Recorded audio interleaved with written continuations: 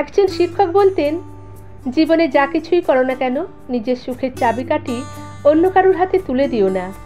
কখনোই কারোর ওপর এত বেশি নির্ভরশীল হবে না যে তাদের সামান্য অবহেলাতেই তোমার মন খারাপ হয়ে যায়, বিশেষ করে মানসিকভাবে। তোমার মন খারাপ?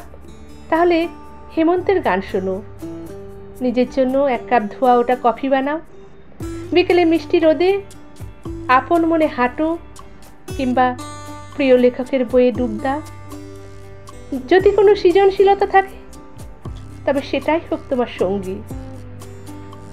অন্যকে ব্যঙ্গ করে স্ট্যাটাস দেয়া, নিজের দুঃখ দুর্বলতা সবার সামনে প্রকাশ করা, এগুলো কোনো পরিণত মানসিকতার পরিচয় নয়।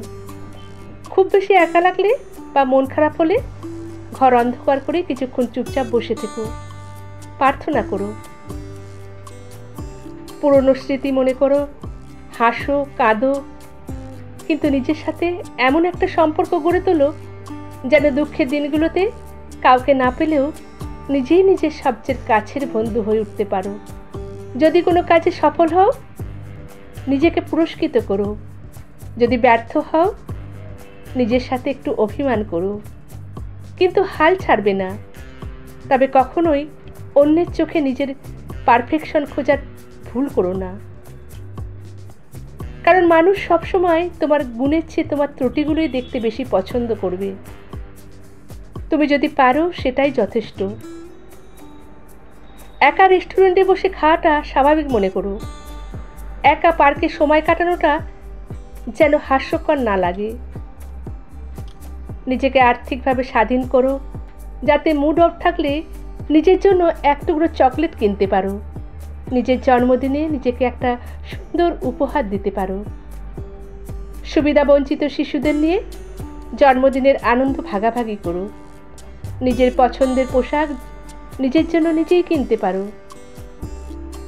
মাঝে মধ্যে নিজেকে কিছু ফুল উপহার দাও। ঘরের কোণায় একটা ফুল রাখো, সুন্দর সুবাস মন ভালো করে দেবে। সবার মন জয় করাও তোমার দায়িত্ব নয়, কারণ পৃথিবীর কেউ সবার কাছে গ্রহণযোগ্য হতে পারেনি। তাই যেখানে প্রয়োজন সেখানে না বলতে শেখো। আমার বাবা মা আমাকে বোঝে না, বন্ধুরা আমাকে সময় দেয় না, কাছের মানুষ আমাকে অবহেলা করে, এসব ভাবনাকে প্রশ্রয় দিও না, কারণ এগুলো আসলে তোমার নিজের তৈরি করা মানসিক চাপ। কেন নিজেকে অন্যের বিরক্তির কারণ বানাবে? বরং এমন এক ব্যক্তিত্ব গড়ে তোলো যাতে তোমার উপস্থিতি সম্মানের অনুভূতি সৃষ্টি করে। ধন্যবাদ। ভিডিওটা ভালো লাগলে লাইক, শেয়ার ও কমেন্টস করে দেবেন।